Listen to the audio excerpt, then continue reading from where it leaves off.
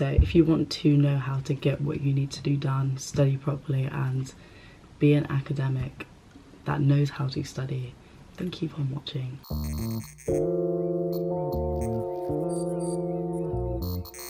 Hey everyone, happy new year, and I'm back with another video. So today I'm going to be showing you how to study efficiently, comfortably and properly, to be honest.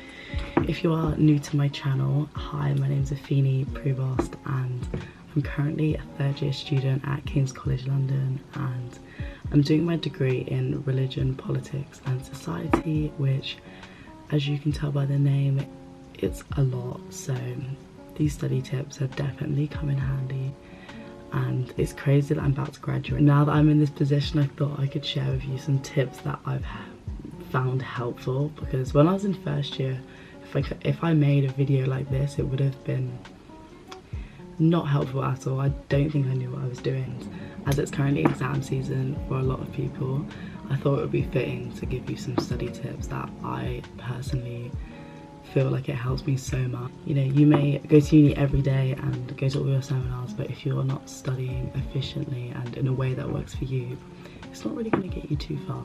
But anyways, let's go on to the video. So the first tip I have, which is honestly the most important thing, is organization. So if you're not organizing your work, or you're just kind of going into studying without knowing what you're doing, you're not going to get too far, honestly. You'll get overwhelmed with everything you need to do, and you'll definitely get confused about what you have done, what you haven't done. And you know, organization is so important. If you keep a list of, you know, your syllabus, have a folder, which I have a folder here which has like all my notes from like this term. So I have in it my syllabus, notes, seminar questions, and I print out not all my readings but ones I kind of feel like I need to break down. And when you go into studying, you know what you need to do. You have a literal list in front of you of, this is what my course needs, this is what I need to do, this is what I have done, and then you can fill in the blanks. Because if you don't kind of keep a record of your modules and what you're doing, then when it comes to the end of the year and you've got an exam, you're going to be like, okay, where do I start? So to study properly, my first and foremost, most important thing to do is writing a to-do list. In your to-do list, don't just put down study for exam or write essay, because that's too vague, and going into it you're gonna start studying for your essay, or you're gonna start, you know, writing whatever, and you're gonna be like, okay, but what does that actually mean? So if you write a coherent to-do list that literally lists out everything you need to do, there's no room to be like, oh, I didn't do that. It's, you put down everything you need to do, and then when you tick those off, you know you're on the right track. And writing a to-do list is so important, even just for making you feel more productive. Because for me, I write to-do list and I put down every little single thing I need to do, which even if it's like a tiny thing which you wouldn't think to put down because it's not studying, I still put it down. For example, I will literally put down, you know, write out my cover sheet, or proofread my essay. And these may seem like kind of, I don't know, obvious tasks, but putting them down and when you're ticking them off, it just makes you feel so much more productive, because you know, you ticked one thing off and then it's like, right, on to the next. It wasn't that difficult, and it breaks down a bigger task of, oh, I need to write an essay, or I need to study for an exam, and you can just tick things through properly. As you tick each little thing off, you'll feel more motivated to go on to the next thing, because you'll kind of realize, oh, that wasn't that difficult. You know, once you break down a task, it's just makes it so much more simpler and easier to digest. You know, even when I'm writing an essay and I've got to put that on my to-do list, I will put down, you know, write thesis statement, which in the actual essay is like, what, 20 words max, but once you tick that off, you're like, right, I've started my essay, I know what to do.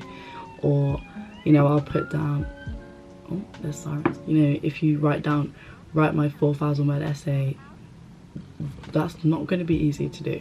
So breaking it down, making it digestible, making it as easy as possible is the best way to go about it.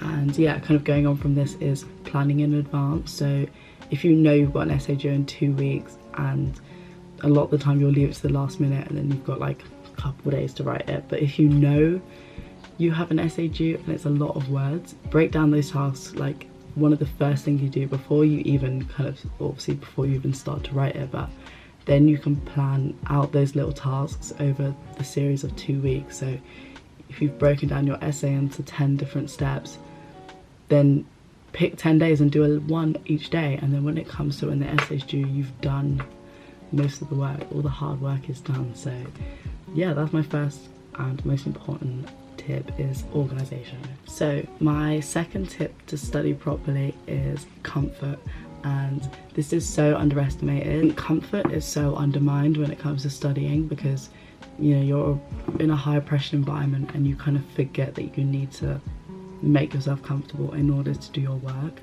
And I definitely kind of put that aside in my previous years of uni, and I was kind of forcing myself to study in environments where I couldn't focus. So being comfortable is so important, because if you're comfortable, your work will just feel easier. You'll feel in like a better state to do your work if you're comfy. It could be little things. If you're studying in like really uncomfortable jeans, for example, like you're just gonna be like not comfortable. If you put on a nice pair of joggers and, you know, a comfy t-shirt and a hoodie, like it doesn't matter what you look like, just be comfortable. You know, at uni and you're studying, everyone's, you know, no one's looking their best. Like, it doesn't matter, as long as you're comfortable. That is the most important thing. It can mean so many little things. If you love to have a coffee when you study, get a coffee. You know, it's like, yeah, it's like £3, but in the long term, if you feel better and okay, I've got a coffee, or you make a coffee in your kitchen, you know, it just makes the experience a lot nicer. You know, you've got a drink with you and you can bring snacks, and it's just a better experience. If you're just sat in a room and you're just forced to look at your screen, it's not going to be fun. You know, make studying comfortable, make it work for you, and make yourself feel at home when studying. And following on from tip number 2 to be comfortable is space and environment. So your space and environment is so important. As I said, obviously comfort comes into that, but literally the physical space that you're in will determine how well you study. So yeah, if you feel that you can't study properly at your desk in your room, for example, go somewhere else. You know, it can be a cafe, it can be your library, it could be a study pod at uni. But if you actively travel somewhere and you're going to study, you're less likely to kind of leave after like 20 minutes, which in your room you could do a bit of studying at your desk for like 20 minutes and then go back to your bed. But if you've actually taken the time to go somewhere, you're probably going to stay a little bit longer, because you know, you've actively gone there. You know, you're not just going to get up and leave after 10 minutes. Like, you want to make the most of your time. So you can go to so many places. I've seen people on TikTok go to like the British Library to study, and it's like this massive architectural library, but you know, it's free, you can go there. Or for me, sometimes I'll go to the Hoxton, which is these like hotels, but they have like the lobby area which you can study in for, I think it's an hour and a half. But there's one next to my uni that I go to like every now and then, and I'll get a coffee, I'll treat myself. But you can sit at the bar and it's just a nice venue, and I just feel productive to work in those spaces because I see other people studying, and it's not just students, you know, there's professionals that go there to do work. So just make your space work for you. You know, go to somewhere that you like, go to somewhere that just looks cool, even, because even if you're in like a physical space that is kind of inspiring to do, you're gonna want to do work. And for example, the library is a great space. Your uni will obviously have a library, it won't charge you to go in there. And sometimes I love going to the library because I enjoy being in a space that other students are in, and I kind of feel motivated and reassured that everyone's stressed out, everyone's in the same boat. You know, it's not easy, but when you see other students doing work, I kind of think, okay, cool, like I've got this, you know, other people will hear as well. It's not as scary as it seems.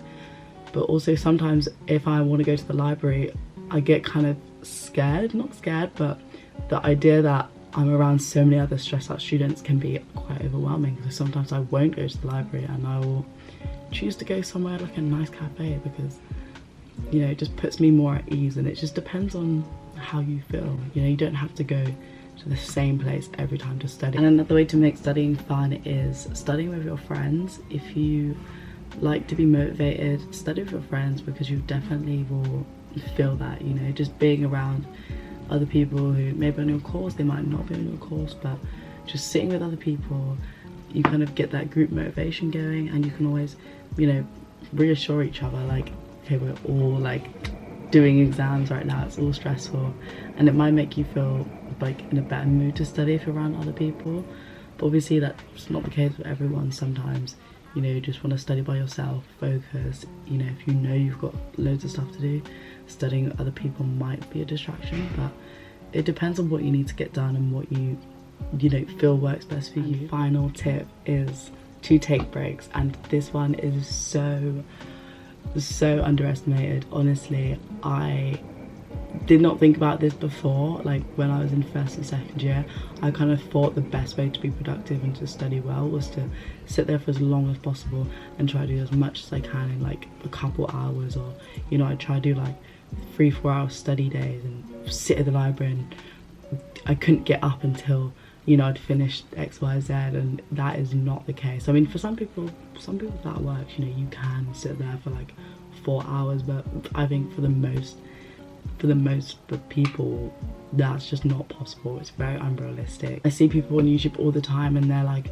you know, 4 hours study with me, and they just sat there for 4 hours, and I just think, how? I mean, for some people that works, but I just think, how can you sit there for that long and just look at a screen? Like, my head just gets too like frazzled if I'm like staring at a screen for that long. And if you're sat in one place, you know, you're just gonna get irritated. And, you know, take breaks. Oh my god, take breaks. Literally, you can set a timer on your phone. You know, a lot of the time I'll do half an hour, 45 minutes, or an hour of studying, and then 5-10 minute break, and that can be going to get some fresh air, you know, going to get another coffee.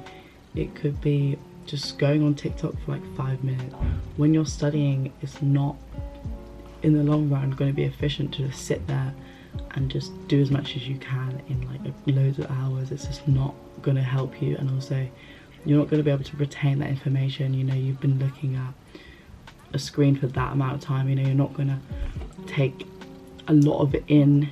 If you're not taking breaks, you need to give your mind a chance to rest, you know, recalibrate and go back into study. I think there's a, I don't know, misconception that taking breaks is like slacking and whatever, but it's not. And sometimes, you know, you don't understand something and it just doesn't make sense, and when you've been looking at it for so long, it's not gonna make any more sense. But if you take a break, do something completely different for like 5-10 minutes and look at it from like a new perspective where you've had time to rest, you're gonna be like, oh, maybe I do understand it, or, you know, you can think a little bit more about it. But if you force yourself to understand a concept, it's not gonna make that any easier for you. If you're sat in one place for so long, you're just not gonna want to sit there. So that was my last tip: take breaks. I'm just gonna film this outro very quickly, but thank you so much for watching. I hope these tips helped, and if they have, leave a comment below, you know, if they did help you. Remember to like and subscribe. I'm also trying to grow my channel this year, so if you could subscribe, I would greatly appreciate it. I hope these help. But if you are currently doing exams, good luck. We got this. Just a couple more months and then we're done. You know, for me, I'm graduating soon, so it's just this final stretch of doing work and then we're finished. So just put your head down, do the best you can, and remember, it's okay. You know, if you don't get the top grade, like, it's not the end of the world. Grades are just numbers or letters, but it doesn't mean anything. Thanks for watching. I'll see you in my next video.